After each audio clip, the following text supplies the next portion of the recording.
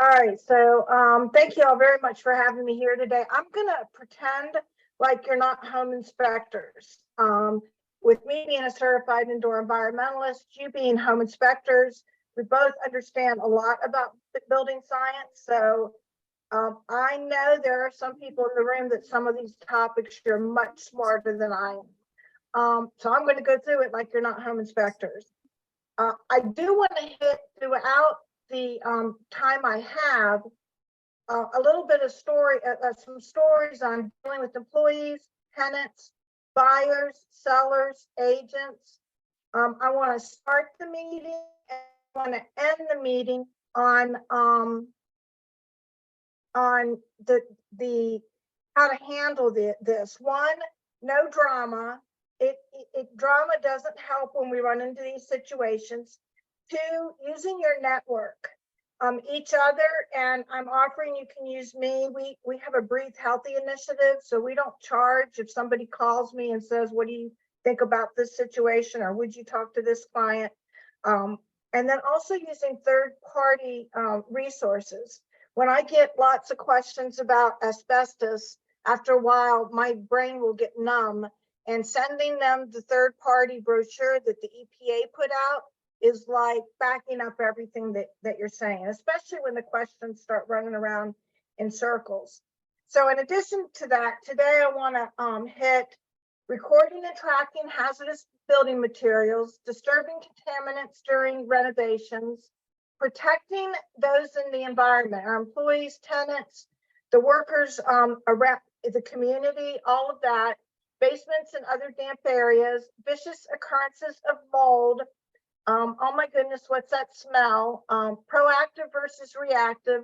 And then I'm going to repeat what I just said about handling complaints and concerns. And throughout this, I will be taking breaks where you can share stories that you may have run into, as long as your story also has a solution and you can do it in 2 minutes or less. So, asbestos and lead in buildings, record keeping, disturbing during renovations, and protecting building occupants. Oh, FYI, if you have questions, we do have a Q&A throughout this.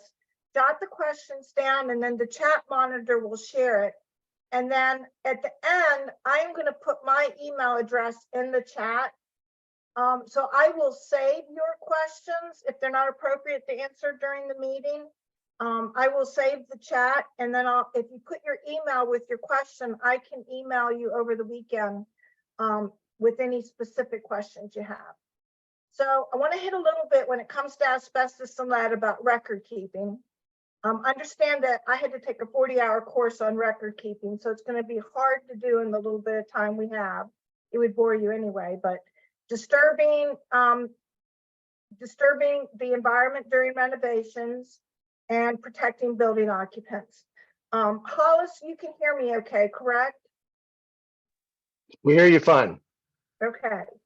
So record keeping, I have with recommendations when we're working with anybody, especially in commercial buildings, is that they make an inventory of their hazardous materials. The inventory should include the locations of any asbestos containing material or lead-based paint. This is very, very useful for maintenance purposes. And it's also very, very useful during renovation planning. Understand that your public and nonprofit private schools are required to keep an asbestos management plan. When we look at the requirements for schools, they have to inspect their schools, have an initial inspection, locating each and every location of asbestos. And then they have to have a management plan on how they're going to prevent or reduce asbestos hazards. And when we look at schools, and understand right now, when you're thinking asbestos, stop thinking buildings older than 1980, because most commercial contractors are currently buying large quantities of building material outside of the United States, particularly China, where there are no rules about asbestos containing materials.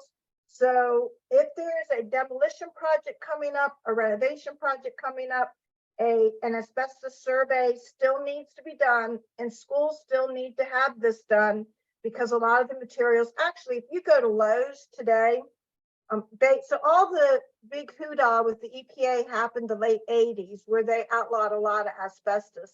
A lot of those rules were overturned in the early 90s. So there's only like 4 products right now that you're not allowed to manufacture in the United States with asbestos. So if you go to Lowe's right now and pick up a can of drywall off of the shelf and read its contents, it's going to say contains naturally occurring fibers. If you want to guess what that is asbestos. So we can find it in all these components here listed on this screen. All the fireproofing, soundproofing, insulation, floor tile, mastic, roofing, not in all of them, but these are all places where you have to assume it's asbestos until you prove it's not. Wallpaper, theater curtains, window glazing. Most all industrial buildings, their windows have window glazing that's asbestos containing. Gymnasium padding, electric wire wrap. We put it in everything. It was very, very valuable because asbestos is so strong. That's a whole nother class, but asbestos saved us a lot as a nation, a lot of money, because you didn't have to replace things as often. Things lasted longer. What makes asbestos dangerous is the fibers. So asbestos is not dangerous until it becomes airborne. So that typically happens over time with deterioration, and specifically when people start doing renovation projects. So the way the schools comply is to have that initial inspection that I talked about, to develop and maintain an asbestos management plan. They have to keep a copy there at the school, and they have to notify all the parents, all the teachers, every employee organization that comes into the school that they have that and where it's located and how people can look at it. It is a lot of work, and probably very few people ever ask about it. You're going to see some of these pictures there that I have at the office. So this was the Human Torch. One of the things that asbestos is resistant against is fire and heat. So that was actually a product that I have that picture hanging in my office right now. It came off of a product that was for sale years ago, very long time ago. Usually schools will comply after they have had that initial management plan done. They will comply, designating a contact person at the school, and then doing periodic surveillance where they actually go through and inspect each area where asbestos was found to have been in the school. They're inspecting to make sure it's deteriorating. You have to have the employees that could possibly ever touch any of the asbestos. They have to have them trained to handle the asbestos. So the person that does the asbestos inspection has to be licensed, and the person that is doing the regular maintenance has to also have a license. Their class, I believe it's only 3 hours long, where the inspectors, it's 3 or 4 days long. When it comes to asbestos, the EPA says there are 5 ways to deal with it. One is operations and maintenance program. That's what I just talked about with what the schools are required to do. I really do believe that every property manager that has multiple rentals should have one of these. I believe that anybody that has a commercial building, mainly to protect themselves from liability. And we definitely want to protect our occupants and our clients, the customers that come in, and the workers. However, if you're maintaining it and doing the regular maintenance, that becomes a non-issue. The real issue then becomes liability. So to deal with asbestos is the regular maintenance program.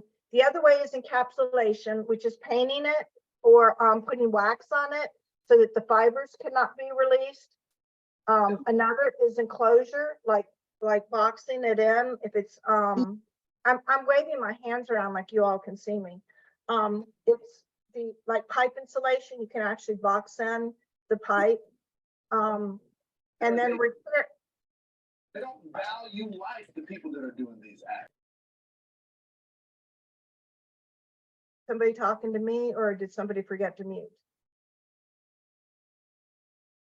All right, then repairing the asbestos and then actually removing it. Removing it is the #1 way to get rid of it, but we really need to give everybody the different options.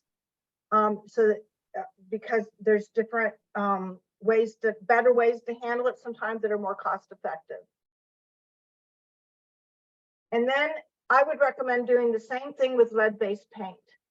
When it comes to lead-based paint, having a management plan is not required, but I highly recommend it. I recommend inspecting the buildings annually, and if any paint is chipping, deteriorating, it should be addressed immediately. And paint chips should be addressed immediately. When it comes to managing lead painted surfaces, cleaning the floors around them, the counters around windows and doors weekly, especially if this is a child occupied building, becomes crucial. Using disposable towels for cleaning and then disposing of the towels rather than washing them in the washing machine, because all that does is it could actually contaminate other clothing and the washing machine. And then when it comes to children and child occupied areas that have lead-based paint, I recommend washing their hands often, washing their hands before they nap, eating, and at bedtime. So we did one of my stories, we did a child had been tested positive for lead in their blood, and the parents were in absolute panic mode. They thought they had done everything to protect them at home. We did a lead inspection of their home, and it all passed. It was, their place was spotless, and there was no lead-based paint in the property. So we started looking at other areas, and believe it or not, it was the daycare center that had lead-based paint in it. So when we're looking at anywhere where children stay, we need to be very, very cautious with the lead-based paint. Children are more at risk. I'll get to that in a minute, but cleaning up play areas, not allowing children, I wouldn't even give children right now toys, especially if when they're still putting stuff in their mouth that have painted surfaces, because again, our toys coming from outside of the country they don't have the laws that we have here about lead-based paint. Cleaning and removing shoes before entering the building or the home. I highly recommend that, especially in urban areas or in highly where there's been a lot of traffic. So if you were to go test the soil along Route 81, there is an 80% chance that it's going to fail for lead in the soil. And why is that? It's years and years of vehicles us using lead in our leaded fuel. And we really do eliminate or reduce the chance of our children absorbing lead in their system if they have a good diet, meat, vegetables, that kind of thing. And before a lead project starts, you need to think about what is your ultimate goal. So the regulations for asbestos, they're part that how you get trained is handled by the EPA, but the actual abatement is handled by the state. With lead, you have the state, the federal government, the EPA, and quite often municipalities that are placing rules on you. So you need to look at what are your rules. If you're looking at abatement, you're talking about exterior and interior being totally lead-free. You could also be looking at stabilization, which means that it's all lead safe.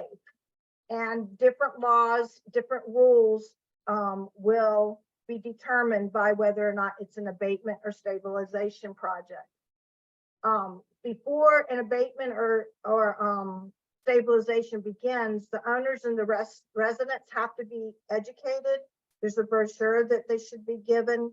They have to sign off that they received the brochure. That documentation has to be kept on file for at least 3 years. The next step would be to determine if there's lead-based paint present And if there is, then what rules are going to impact the work plan, and then putting that work plan together. And then once you begin the renovation, then containment's going to be required to control the lead dust. This is true with asbestos as well, to control the asbestos fibers. Posting warning signs, limiting access to the area. I highly recommend removing all belongings. Asbestos fibers can hang in the air for up to 72 hours. Lead dust falls very quickly, so it'll fall on the furniture, on all the personal belongings. So getting everything out of the area that you're working in is important. We have to close the windows and doors and shut off the HVAC. Unlike mold, asbestos and lead, you also have to worry about contaminating the community and putting the community at risk. So protecting them by having the protective sheeting on all the windows and doors. And if the work is being done on the exterior, also protecting the ground. And if the wind's blowing, then you're talking about building scaffolding to cover that entire exterior area that you're working on. And then protecting the employees, very important. Personal protective equipment, disposal coveralls, respirator, latex gloves, making sure that they do the project as the work plan is laid out, and then cleaning before every break, and definitely at the end of the day. I also recommend performing regular visual inspections because of the little things that can be missed. And then the waste should be placed in heavy duty plastic bags, goosenecked and properly disposed of. Records of everything should be kept at a minimum for the EPA for 3 years.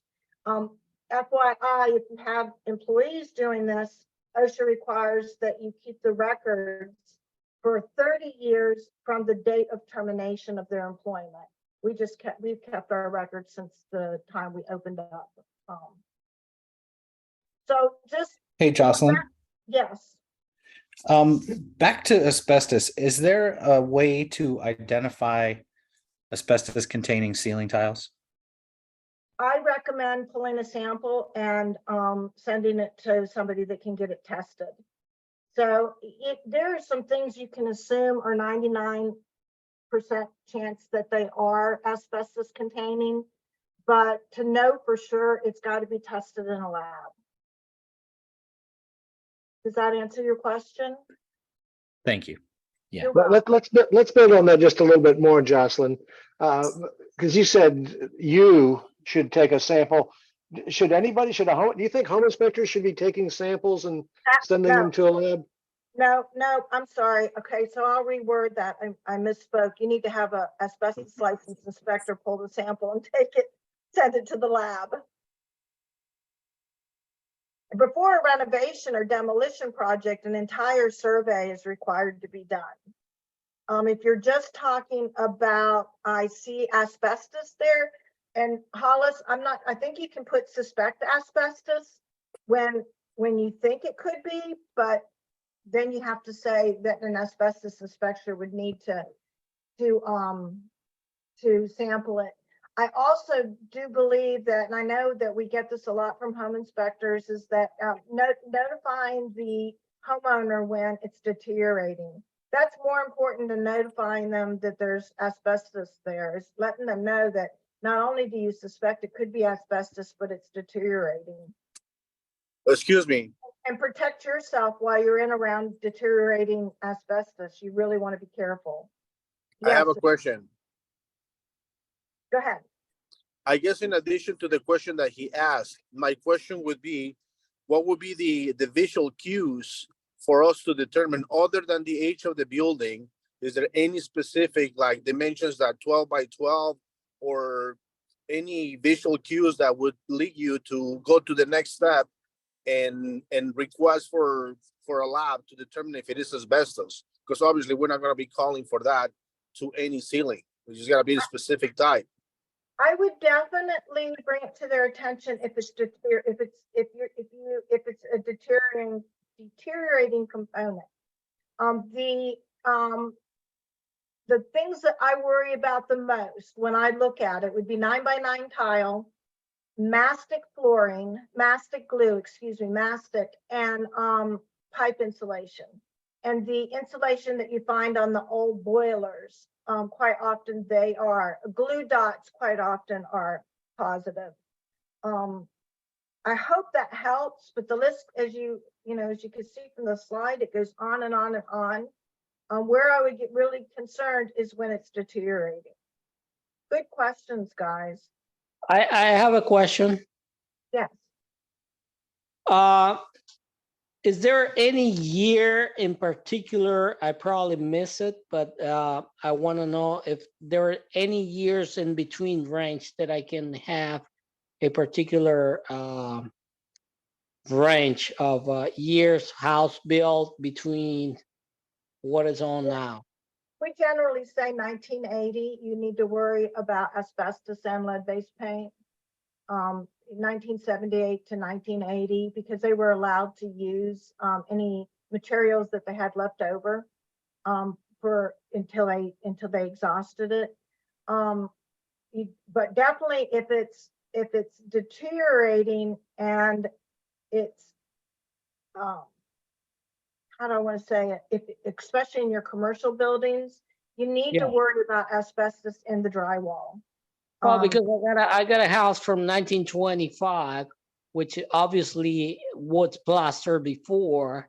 The house was built in 1925, and looks like they have ceiling tiles, 12 by 12 on top of the plaster walls.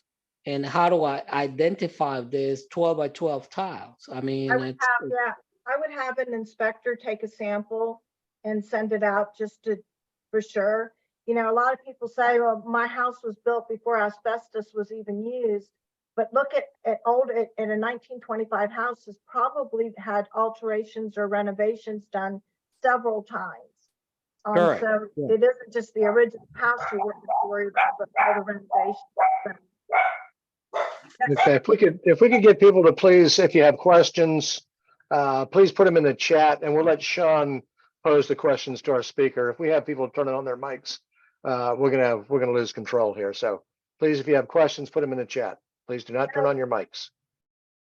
So since we've stopped right now, who is Chad?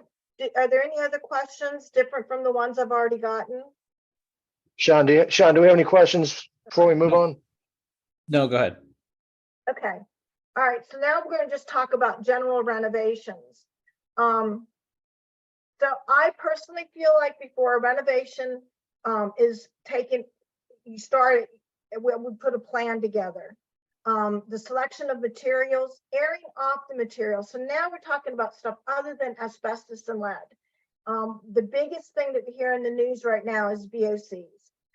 People are getting sick, and when we look at, there are people who have personal susceptibility to indoor pollution, and the more their body's been beat up over time, and especially if they have been or are currently a smoker, the chances are of them getting sick from those VOCs. So airing out the material, containing the work area, using engineering controls like air scrubbers or negative air machines to properly ventilate the work area.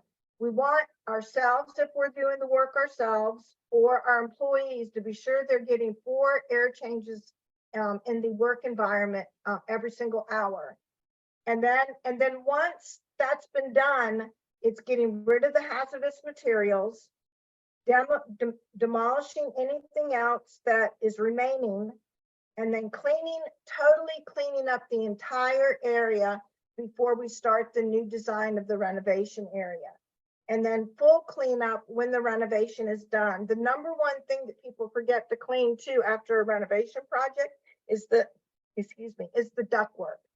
So when you walk onto job sites, quite often you see a lot of dust and dirt. If I see dust, I think contaminants. They're right now looking into the pink insulation containing glass fibers that could end up being called the new asbestos. I know that I insulated my first house myself, the basement area, and that stuff was all over me every single day. So now that we're becoming more knowledgeable about the hazards that have to go into building science and renovations, protecting ourselves, I believe, from any dusty area is important. And then this is the list of all the protective equipment that should be considered when doing a renovation project. You know, everything from the hands, ears, eyes, lungs, fall protection, protective clothing, all of these very, very smart to take advantage of. And then employing techniques to prevent or minimize your spread of the dust. Because remember, we don't know what new contaminants are in that dust. So this is if I remember right, this is a school project, a college that we worked on.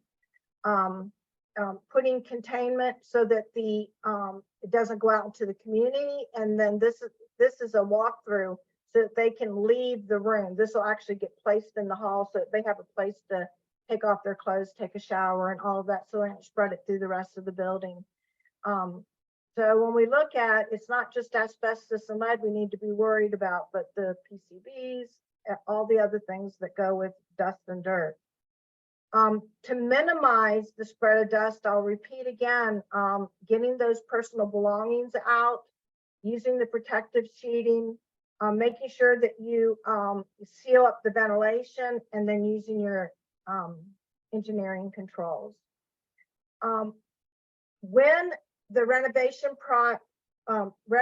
is in progress, if anybody starts noticing odors, they should immediately stop and investigate what is that odor. So there's the chance that you've just opened up an old sewer pipe, that you've just gotten into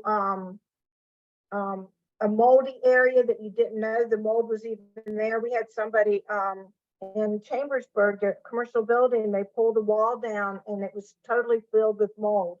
And their first indicator was an odor when they put a hole in the wall, but it became very obvious when they brought the wall down. Talk about avoiding drama. So this was, half the building was still occupied by offices. And the first somebody did was scream mold, which is the worst thing you can do in a commercial building, is scream mold. So my instructions to them was, we're getting ready to send somebody over there to look at it. Everybody take a deep breath. Make sure everybody closes their office doors, and talk to people, listen to what they're saying. If there's anybody that has personal susceptibility to mold, I would recommend they leave, but do it all very, very calm, because people are already filled with panic. So, Sean, are there any other questions in there about asbestos, lead, or general renovation? Not that came through, no. Okay, If anybody has anything, feel free to put it in. I'm going to move into moisture. This is where you guys could become smarter than me. Moisture in basements, crawl spaces, and other damp areas. Two major indoor environmental issues outside of asbestos and lead now is poor ventilation and moisture. I got a call from a hospital. They rented office buildings to part of the medical team. When they first opened up that building, they asked us to do baseline testing. That was performed. There was 5 cubicles in that office area at the time. The place was spotless. It really looked good. So 3 years later, they said they had employees complaining about headaches, fatigue in the afternoon. Some of them felt like they were having allergy type symptoms, and they asked us to come back out and test again. We did the same testing. Everything passed really, really well, except for the CO2, which you have to remember now, I'm usually in bed at 7. It's a CO2, that's what you breathe out, right?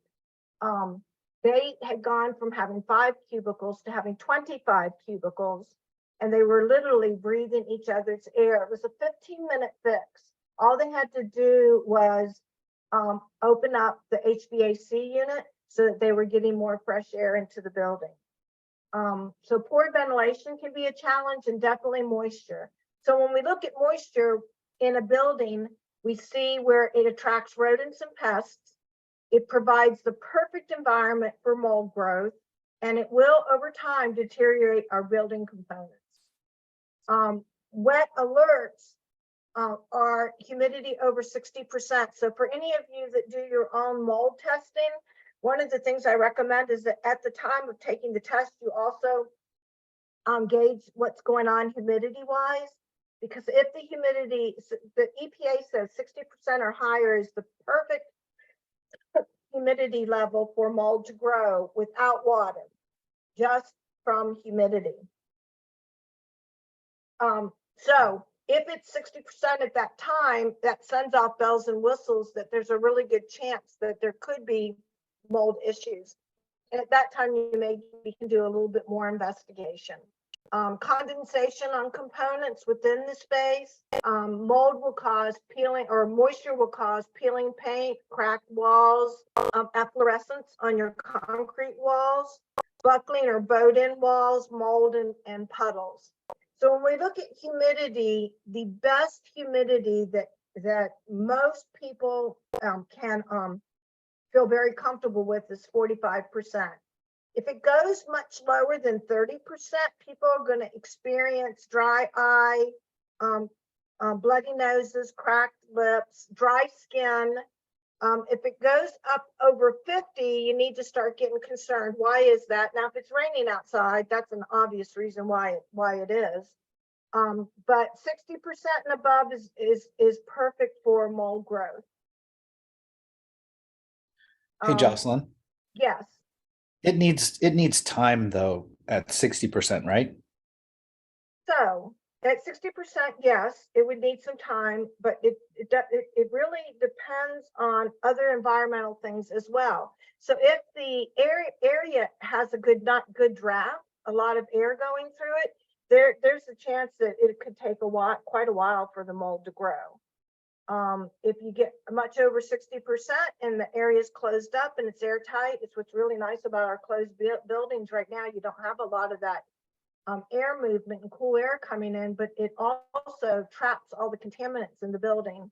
And so very poor air circulation at 60%, you could see it growing. It will start rooting within 12 hours. You might not have a lot of growth right away, but it'll start rooting. Did that answer your question? Yeah. Okay, good deal. So moisture exists in hidden areas or spaces. If we look at a pipe that's leaked, or water that's laying on an exterior wall, water in cracks in the wall, water behind walls or underpainted surfaces, these are all wet alerts. So when somebody finds a pipe leak, I highly recommend that they clean that area. So when I say cleaning with mold, you have to think 3-step process. HEPA vacuum, damp wipe, HEPA vacuum. And I recommend the damp wiping being with rags that you don't have a problem throwing away. Because again, I resist the idea of washing. My mom won't throw anything away, but she scares me that I see some of the stuff she puts in her wash machine sometimes. It's scary. Anyway, warm, moist air entering a cooled area. We look at the houses that are being built right now. They're only 5 years old and they're getting mold contamination between the walls. That is because we've gotten so good at getting our buildings tight, and you have the hot air outside, the cool air conditioning inside. That will cause the in between the walls sometimes to get damp enough for mold to grow. Or the opposite, they're running their heat really hot on the inside and it's very cold outside. So another wet alert, severe pressure is occurring under floors. So when you see the walls, the electrostatic pressure is pushing the walls in. That soil is very heavy with water, starts pushing it in. That's a wet alert. Sooner or later, it's going to come through the walls, especially with concrete. I'm sorry, I'm losing the word, but with concrete walls, they're like sponges. They absorb the water. And then footers that are too narrow and not laid deep enough will cause that they'll be susceptible to movement caused by the soil erosion, which will cause water to come into the basement area. Multiple signs seem to become really evident all at once, but typically the problem was a slow problem, a gradual problem. So whoever asked the question about it, 60%, is it going to take a while? It depends, but all of a sudden they're going to be like, why am I all of a sudden getting mold? And the challenge is, it could have been a gradual issue and not something that happened overnight. Now, if there was dynamiting down the road and caused the soil around the house to move around, all of a sudden they maybe start getting water in. But quite often it's a gradual problem. So I love this cartoon. That reminds me of a client that I had not too long ago. Not the mouse though, not the mouse part. So what do you do when you run into a wet basement or a wet crawl space? Where do you get started? I feel like the first thing that the client or us as inspectors or a waterproofing company, whatever, I feel it's very, very important to do a full investigation and assessing as many of the sources of the problem as we possibly can. It's not just about fixing it, but identifying all the sources. A great example, we met with a client over out in Fountainhead in Hagerstown. She had never had water in her basement, and she said just like all of a sudden it started happening. She was getting water. She just had a contractor in there, estimated $25,000 to put in a water control system on the interior of her basement.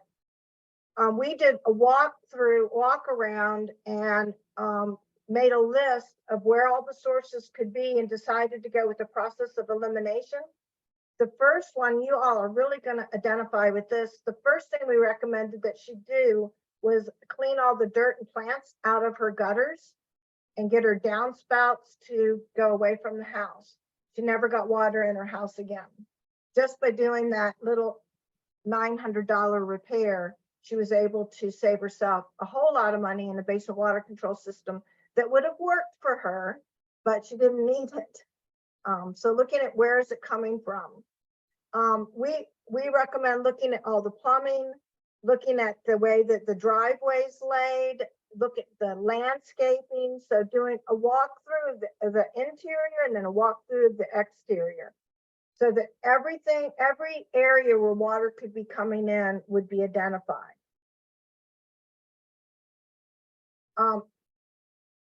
The other thing that can cause or that can help us out when we're looking at, or just things that we should be thinking about when it comes to dampness in buildings, is looking at the installation of exhaust fans. A lot of, especially in the older homes, the exhaust fans exhaust to the attic. That as they do renovations, they make the house tighter. All of a sudden, that air can't escape out of the attic. That dampness can't escape out of the attic, and now they have mold in their attic. So making sure all the exhaust fans are going to the exterior. Also, when they start having, if they're having issues with mold, checking to make sure there's no mold in the vent that is exhausting in the kitchen or the bathroom. We had a local school that had mold above the ceiling in the bathrooms. And what happened was they were trying to save money, and they installed where you turn off the light in the bathroom, the fan goes off at the same time. We had them rearrange that and install it so that it wasn't coordinating with the light, because the students were turning out the lights when they got out of the bathroom, which is what they were trained to do when they were teenagers, but they were also then turning off the fan. And so the mold was coming with none of the vents were exhausted outside. So we got them to exhaust them outside and then They were getting mold inside, and it was because the fan was going off when they turned the lights out. Once they separated that and asked the students to leave the fan on for 20 minutes after getting out of the shower, the mold problem stopped. So fans, exhaust fans can be a big contributor to problems, but it can also save us from problems if they're installed properly. Kitchens and bathrooms tend to be your humid rooms.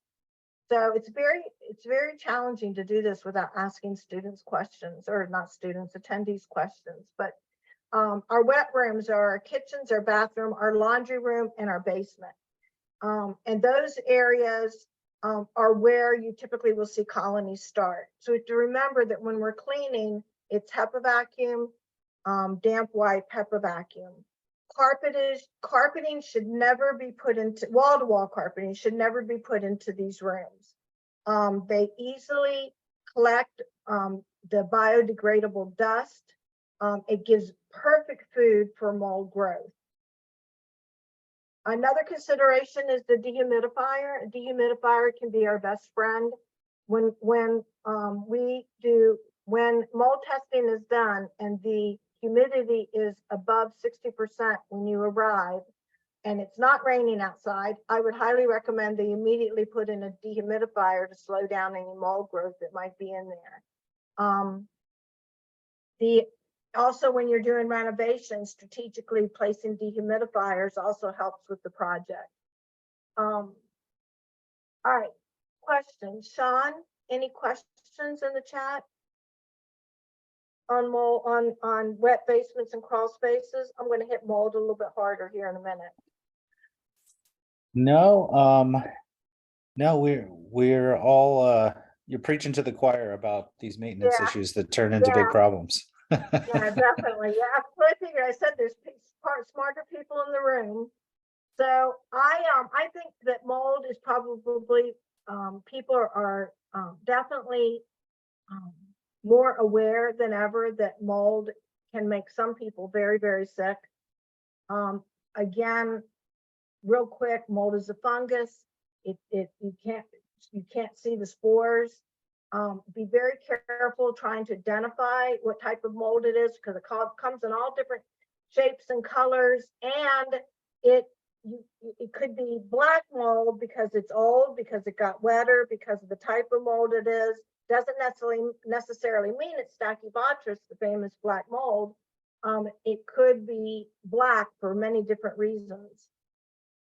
It is not the mold that's dangerous. It is the spores. The spores carry a mycotoxin, and that's what will make people very sick. These are the most popular we find in our area. And all mold has the potential to cause health effects. When we look at it, it really is, what are you allergic to? My husband and I'm very, very allergic to poison ivy. He could sleep in poison ivy and not get a single bit of the rash. My dog runs through it, I get downwind from her, and I get it from head to toe. That's personal susceptibility. He's not as personally susceptible to it as what I am. That is so very true with mold as well, is that you will have some people who can, I have literally heard spouses say that their other spouse is crazy because they're so sick and it's all in their head. And then we find huge mold colonies in the property. It's all about personal susceptibility. And these are just what you're looking at that some people go through when they've been confronted with mold. And the EPA is now saying that they believe it can cause problems in our liver, our central nervous system, and may even lead to cancer. So I think what it is as we get older, I'm probably the oldest in the room, but as we get older, our bodies get more beat up. So now our immune system is more suppressed, more compromised. So I could be in a moldy room for maybe 5 minutes and I would be able to tell you right away that there's mold in the room. More personal susceptibility. So what allows mold to grow is the spore, having nutrients, something to attach to, and then nutrients, and then the water. Without water, it's going to lay dormant. I know some of you have sat through some of my other classes. I hate to bore you with some of these stories, but I've got these 3 big trees in my living room, and they will tell me when they need water. They'll get all scrunchily and they'll look awful. I water them, and 3 hours later, they totally come back to life again. Mold is exactly the same way. It will lay there dormant, just waiting for another moisture event, another humidity event, and then it'll grow a little bit more. And then when it gets dry, it'll stop. And then the next humidity event, it grows a little bit more, which is how those houses that I was talking about that are 5 years old and they're just now showing indications of mold, how that happens. Those spores landed in there when they were in between the walls, when they were building the house. And every single time there was a humidity event, it grew a little bit more and a little bit more and a little bit more. So when we look at, these are all nutrients and food sources for mold. And these are signs that should not be ignored. Signs that the mold could be in the area. 1, water damage, dirty or dusty conditions. I would say 75% of the borders that we visited had mold because the mold's at a place to accumulate. Obviously, if there's visible mold growth, high humidity, those spots, odors, #1 indicator of mold, and then sometimes it'll feel like slime. Jocelyne, you went real fast past that last slide, not the one before. Can you just go back, because you had that list? That one there, the food sources. Just give me 2 more seconds just to look at that. Sure. Yeah. And if you put your email address in the chat box and say that you want a copy of this slide presentation, I can send it to you in PDF so that you have it as well. All right, thanks. Good? Yep. You're welcome. You're welcome. Understand that remediation is futile if you don't handle the moisture problem first, which is why I hit wet basements and crawl spaces first, because if we don't get rid of whatever has caused, whatever the source of the problem is, the mold will come back. You can never get all the spores during mold remediation. Spores are everywhere all the time. The mold will come back. When we look at remediation, I just some safety recommendations for those of you that do some cleanup yourself. Don't touch it. Be careful if you do touch it, not to put your hands in your eyes, your ears, your nose, your mouth. Mold moisture. I had a client call me, panicked because the doctor found mold in her son's ears. It was growing in his ears. I would wear PPE, and I would definitely practice containment, not to protect the community, but to protect the other rooms in the house. So putting poly up on the doors, you don't have to put it up on the windows because there's already mold outside, but putting it on the doors and the HVAC supply and return, I would highly recommend. Steps to a remediation problem: containment, removing personal effects and then putting them somewhere else to be cleaned. Demolition, that's tearing out anything that has mold on it and that is not structural. Cleaning the containment, and then encapsulating the structural components. For those of you, you may not be familiar with ozoning. You probably are familiar with ozoning, but diffusing is essential oils. We actually did a test project on a full house mold remediation where we diffused Young Living's project called Thieves. Oh my goodness, it was miraculous what it did. So we got passing levels first, then we diffused essential oils for 24 hours, the Thieves essential oils, not just any essential oils, but Thieves.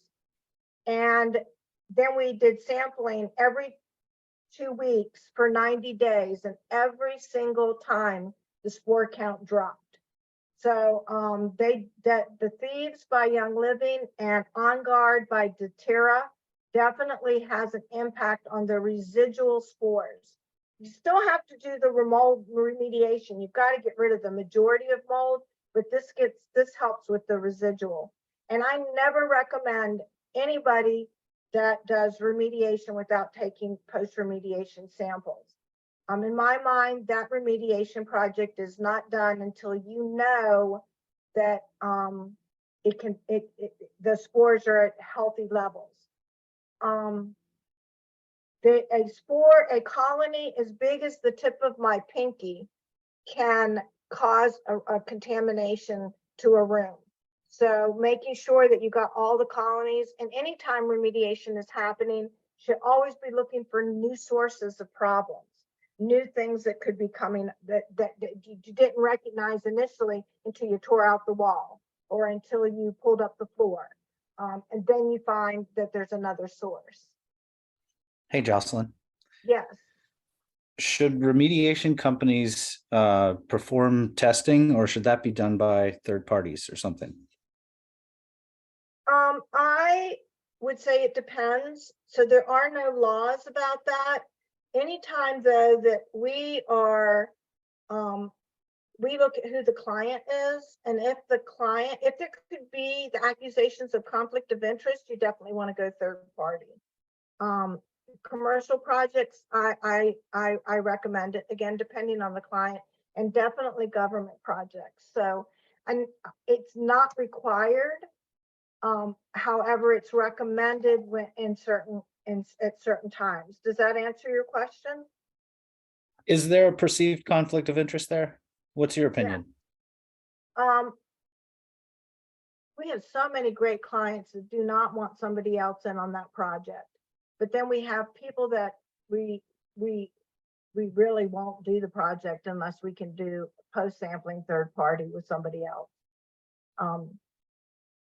So it really depends on the situation. I know that if you get a client that doesn't want to pay you, they're going to say, I want a third party in. So of course we don't have a problem with that, because if it doesn't pass, we're not going to charge them. So really depends, I guess, on the contractor and the client. Gotcha. Does that answer Yeah. your question? Okay. Yeah, thank you. Sure. Well, I'm stopping. Sean, are there any other questions? You have many requests for the presentation, but you can go through that later. Okay, I will. So Sean, it's your job to remind me to save the chat. I remember one meeting I sat through and I forgot to save the chat. That was not good. So Yeah, here a question just came in. Does Baxter deal with PM 2.5? Are you seeing requests, concerns from the general public about PM 2.5s? no, I haven't. I have not. So any others? Any other questions? What's PM 25? 2.5. The person that asked that question want to answer? I actually Sure. wrote it down to go investigate because I've never had anybody ask me that before. Gotcha. It's a particulate matter 2.5 micron. So it's more your like candle smoke, debris, wood smoke from wood stoves, fireplaces. It's smaller particulate matter. So most of the stuff like mold and that kind of stuff, I believe, is referred to as like a PM10 particulate matter. And the number refers to the size of the particulate. So we have gotten quite a few calls on soot cleanup, and we use EMSL's TO15 for post testing, or have a third party come in, one or the other. So, all right. So when it comes to mold remediation, containment's crucial. That is to protect the rest of the areas that are surrounding it. Mold is so very easy to spread. It can get on your clothes, and you can track it into your car. You can take it home with you. So containment is crucial. HEPA vacuuming is also crucial, not using just a shop vac. And then damp cleaning is crucial. So by HEPA vacuuming, you're getting the worst of it up. Then damp cleaning, you're getting the second level of it up. And then by damp cleaning, you're stirring it up. So you want to HEPA vacuum another time. So Sean, were there any other questions there? No, not right now. Okay. I hope that doesn't mean people are bored. So what's that smell? You know, it's really hard if you can't see people's faces. Oh, What's you're that getting a lot of requests. Don't worry, you're getting a lot of Okay. requests. deal? Good deal. So what's that smell? You hear about people smelling dirty socks, smell sewer, I smell urine, I smell musty soil, rotten eggs, it smells like vomit in here.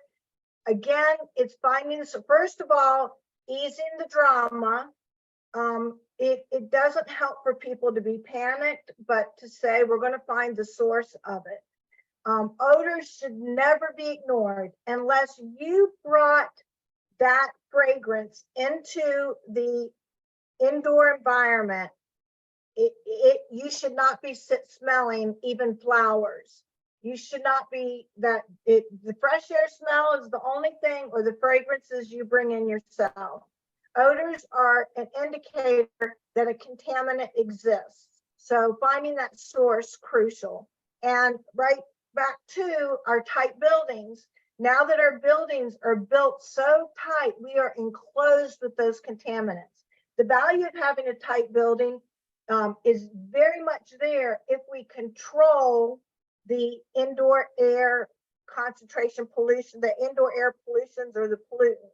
Otherwise, we're trapping ourselves into these dirty environments. So your typical rotten egg or sewer-like odor is usually going to be the indicator that the sink or the floor drain trap has dried out.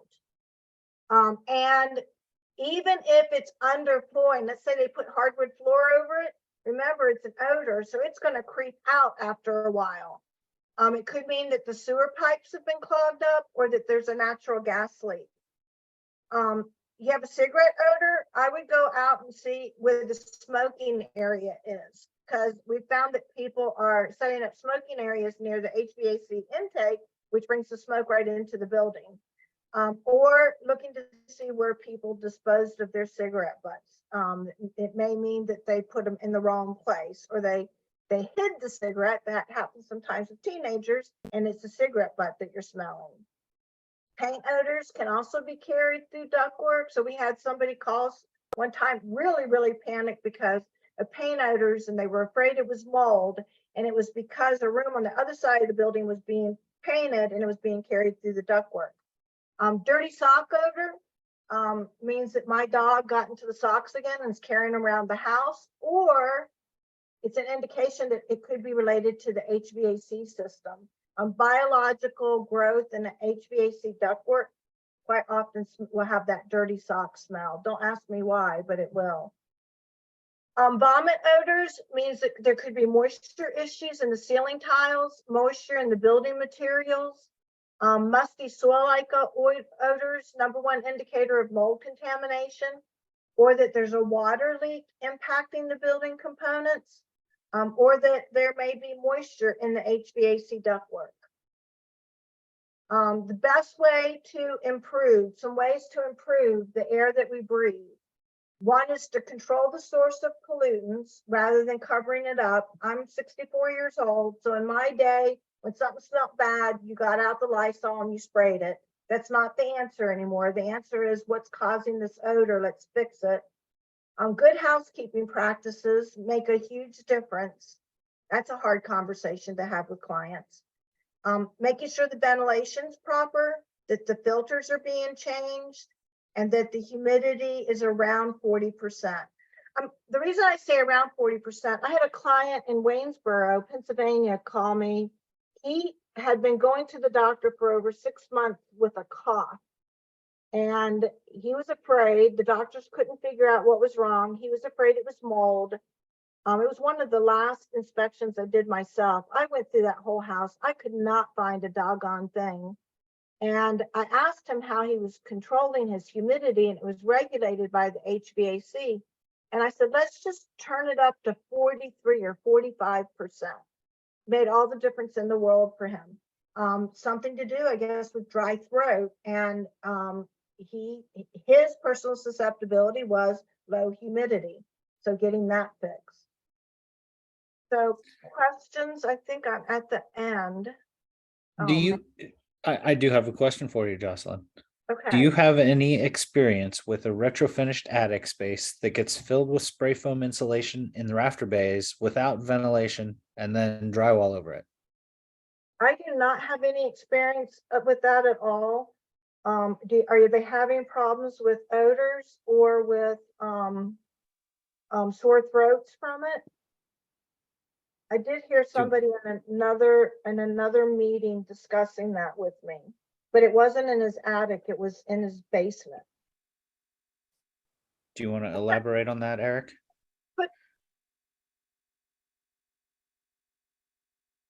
Could you So put I guess that, the concern is that, you know, we're so used to insulating attics and then ventilating the airspace above the attic. But what Eric's describing is an attic with no airspace. The rafter bays are completely filled with foam insulation, so now there's no air to ventilate. so So is it that's that, I'm wondering if, did they close, they didn't, so there's no airflow whatsoever. I would worry about moisture building up in there. Yeah, I don't know why there would. I mean, if that space, if what used to be attic is now is no longer trapping air, there's no place for humid air to be because there's no air. So what you're saying is that the living space is just like the rest of the house, just because it happens to be in what used to be an unfinished attic is now a finished attic, and now there is no longer a part of the house that is what we routinely think of as unfinished attic because the rafter bays have been filled with insulation. So I think of that as a non-issue. Does anybody have a different take on it? I think if it's a retrofit, it's an issue. I think if they're building it new, maybe it'll work if it's done right. If the attic is finished, then it's finished space, and if nothing else, it's required heat. It's not trapped. I think it's You're not probably gonna much finish with deeper, nothing. a much deeper conversation. Would you mind putting the question in your email in the chat box? Let me do some research and maybe even your phone number, and I could call, we could talk. Well, Jocelyne, you're planning to come back in a couple of months, right? Yes, We're going to have you come back and explain your the product that you provide, because I'm thinking that you're a pretty good resource for us, not just information like you're doing now, but also, you know, we're frequently called on to refer people to do remediation, and I mean that's your expertise. You've got a viable company that covers a pretty broad area, which but is. the resource goes even deeper, because if we can't do it, over 34 years, I've made so many contacts that I know, like, and trust that I would have in my house to do work, you know? So if I can't do it, you could definitely use me as a resource on who could do it, you know? But I would like to have a bigger, deeper conversation into that, the whole, what this gentleman was asking about the retrofit in the attic. So if you could put that in the chat, that would be great. Now you got me curious. I got to go do my research. There you go. Yeah. I like the way you think. Addicted to knowledge. Any other questions? I also already wrote down the PM 2.5, so that one too. Hollis, do I have time to hit the last section, proactive? Sure, yeah, let's do it. Okay, so and this one is shorter. So proactive versus reactive maintenance. You're going to run into people who really need to know that to have a plan. I recommend a healthy building checklist, which we have free on our website, and to schedule that building checkup regularly. Now, if it's a home once a year, if it's a home like mine that, you know, it's just the two of us, we don't really make that big a mess. one or two times, once a year is good for us, but for somebody who's got 4 or 5 kids running in and out, maybe twice a year would be better. Or if they farm on their property or something like that. So when we look at commercial properties, schools, colleges, industrial sites, I recommend twice a year, and it will save them more money than what paying an inspector to do a healthy building checkup would cost them. We're looking at them saving money on equipment failure, the cost of having to be reactive, unhealthy environments that are unsafe for the occupants, decreased occupant satisfaction with the property, long list of unexpected work orders, then they don't get to do regular maintenance because they're being reactive all the time, fines from regulatory agencies, shorter equipment life cycles, hampered productivity, negative impact on the image of the place, and definitely, and this is happening a lot in the world right now because facilities can't hire people. They can't find employees, good handymen, good workers. So now the team they do have is getting stressed out, burnout. So preventive maintenance programs are designed to help maintenance teams stay ahead of maintenance issues, ensures that all the equipment is properly functioning, and will save a whole lot of money over time.